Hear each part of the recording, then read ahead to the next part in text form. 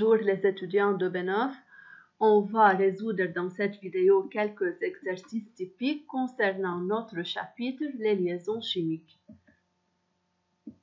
Premièrement, préparez votre guide de chimie, votre cahier de chimie et un crayon. Voici le problème 18, page 47 dans le guide support de chimie. Le 1,2-dichloroéthylène de formule brute C2H2Cl2 est un dégraissant efficace mais toxique même à faible dose. Il faut donc éviter son inhalation. Inhalation, ça veut dire l'aspiration par le nez.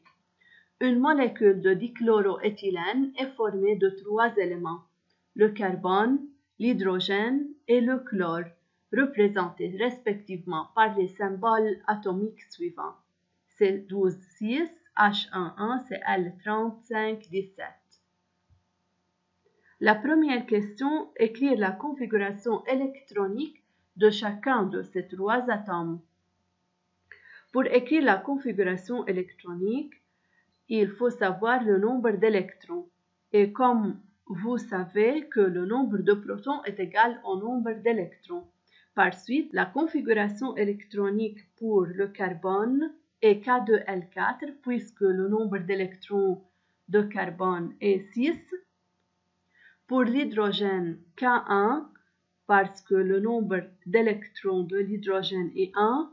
Pour Cl et K2L8M7 parce que le nombre d'électrons de chlore est 17. La deuxième partie, complétez le tableau suivant. On donne la charge relative d'un proton égale 1+. Pour l'élément chlore, ayant comme configuration électronique K2L8M7, on va indiquer la charge du noyau, la colonne, la ligne, la valence et la famille. La charge du noyau est égale au nombre de protons fois charge d'un proton plus nombre de neutrons fois charge d'un neutron qui est égal à 0. Alors, la charge du noyau est égale à 17 plus parce que le nombre de protons est égal à 17. La colonne, on remarque que le chlore a 7 électrons sur sa couche externe, donc il appartient à la colonne 17. La ligne, on remarque que le chlore possède 3 niveaux d'énergie, donc il appartient à la ligne 3. La valence est égale à 1, il appartient à la famille des halogènes. La partie 3, identifier le type de liaison entre les 2 atomes de carbone dans la molécule représentée ci-contre. On remarque qu'il y a entre les 2 atomes de carbone 2 paires d'électrons mises en commun. Donc, la liaison est une liaison covalente double car les 2 atomes mettent en commun 2 doublés d'électrons. Les molécules C2H2Cl2 qui entrent dans l'organisme ne sont pas éliminées telles quelles, mais elles sont transformées dans le foie en un produit toxique de formule brute C2H2O2Cl2. Dans la partie 4, donnez le symbole de Lewis d'un atome d'oxygène, sachant qu'il possède 6 électrons de valence. L'atome d'oxygène possède 6 électrons de valence, alors on répartit 4 électrons sur les 4 côtés autour du symbole de l'oxygène et puis on ajoute successivement les 2 électrons qui restent. Alors c'est le symbole de Lewis de l'atome d'oxygène. La partie 5, préciser la valence d'un atome d'oxygène. On définit la valence comme le nombre d'électrons perdus, gagnés ou bien mis en commun par un atome afin de vérifier son octet ou son doué. Ou bien on peut dire que la valence est le nombre des électrons célibataires sur la couche de valence. L'oxygène a 2 électrons célibataires, donc la valence de l'oxygène est 2. La 6e partie, écrire une structure de Lewis de la molécule C2H2O2Cl2 où la liaison entre les 2 atomes de carbone est covalente simple.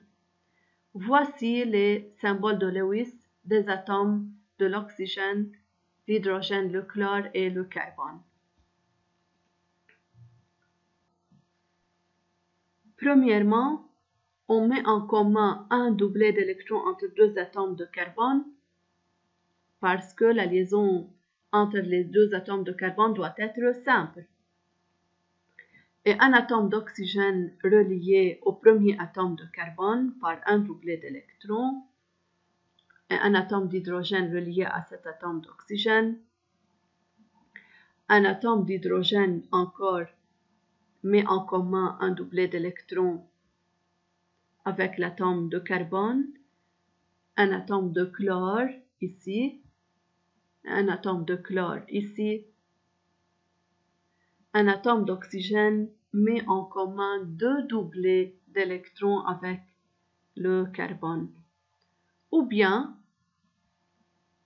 on peut mettre en commun deux atomes de carbone par une liaison covalente simple, deux atomes de chlore avec le premier atome de carbone, un atome d'hydrogène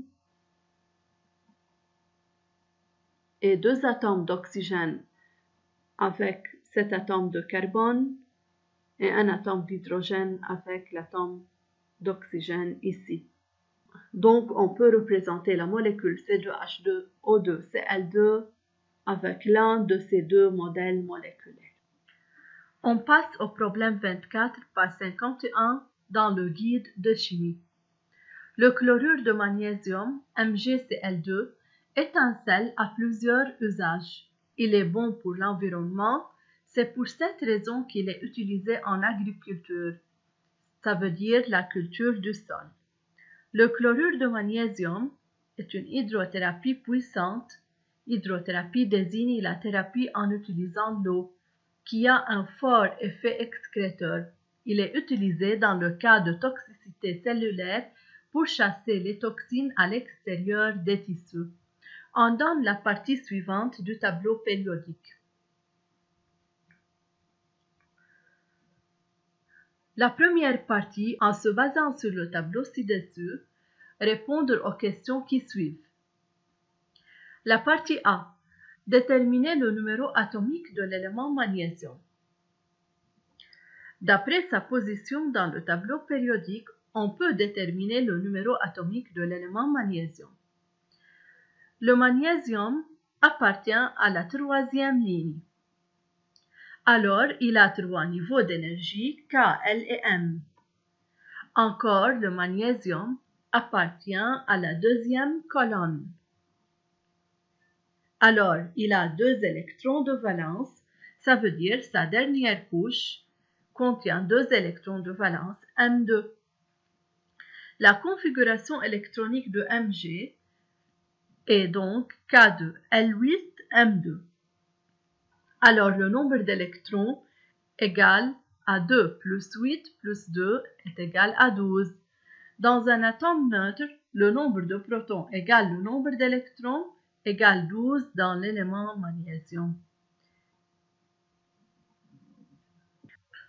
La partie B, déterminer le nombre d'électrons de valence de l'atome de chlore. Voici l'atome de chlore.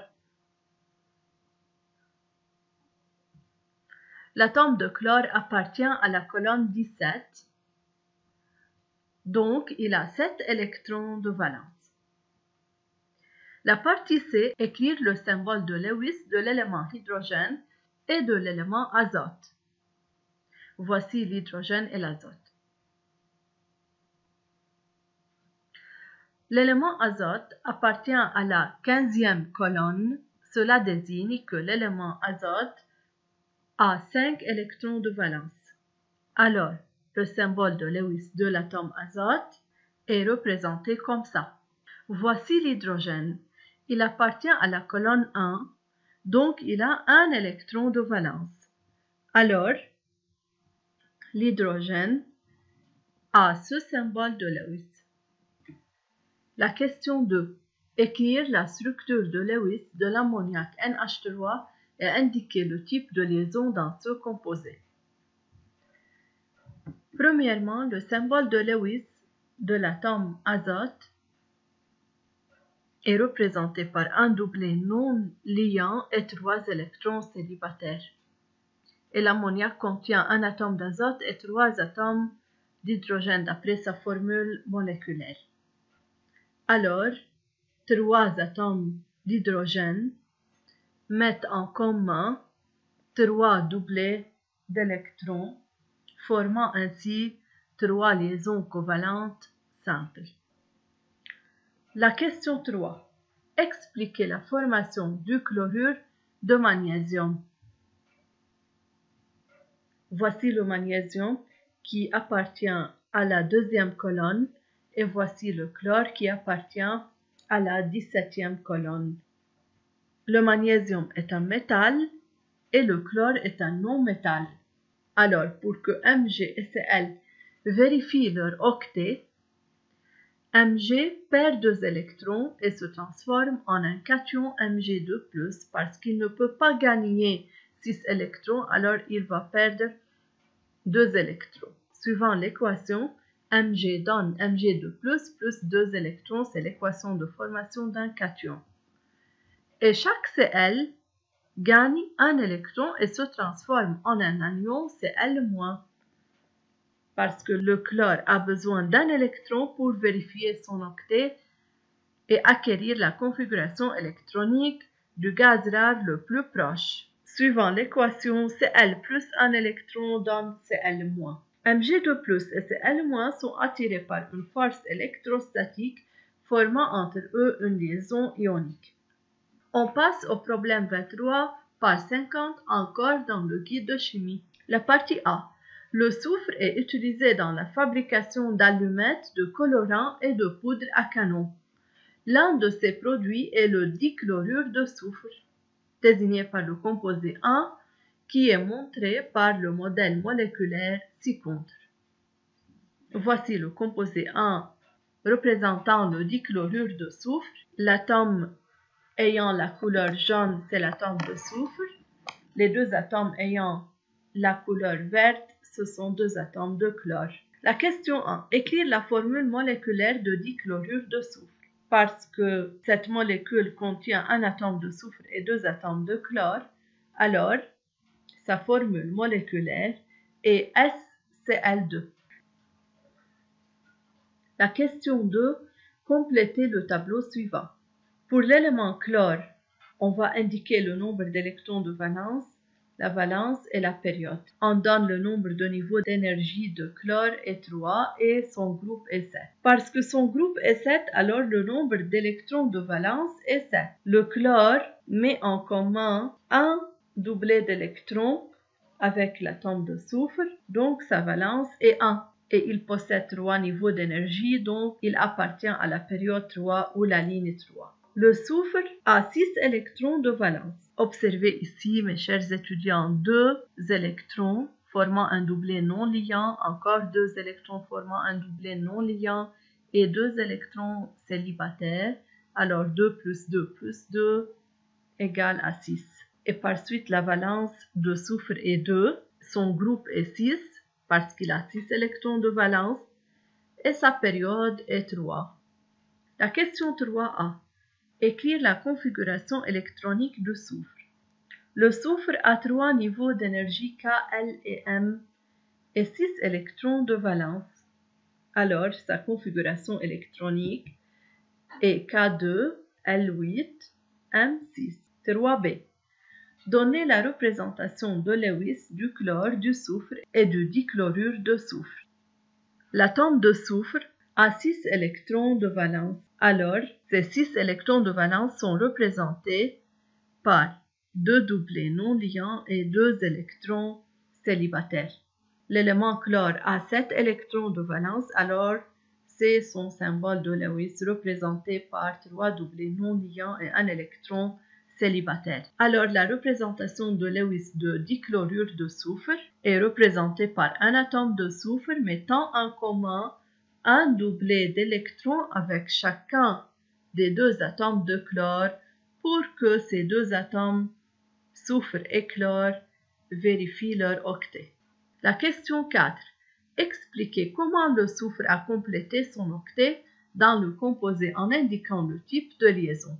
Pour être stable et vérifier son octet, le soufre met en commun un doublet d'électrons avec chaque atome de chlore formant deux liaisons covalentes simples. Maintenant, un autre produit de soufre, le sulfure de magnésium, représenté par le composé 2, est formé entre les ions magnésium et sulfure.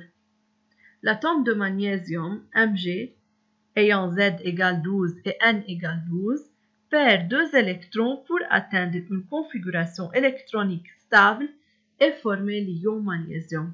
La première question, traduire la donnée ci-dessus en une équation. Alors, on a dit que l'atome de magnésium perd deux électrons pour former l'ion magnésium. Alors, l'équation de formation de l'ion magnésium est celle de formation d'un cation.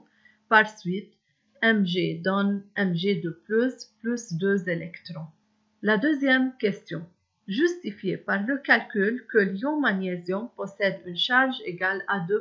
On donne la charge relative d'un proton égale 1+, charge relative d'un électron égale 1-, et la charge relative d'un neutron égale à 0.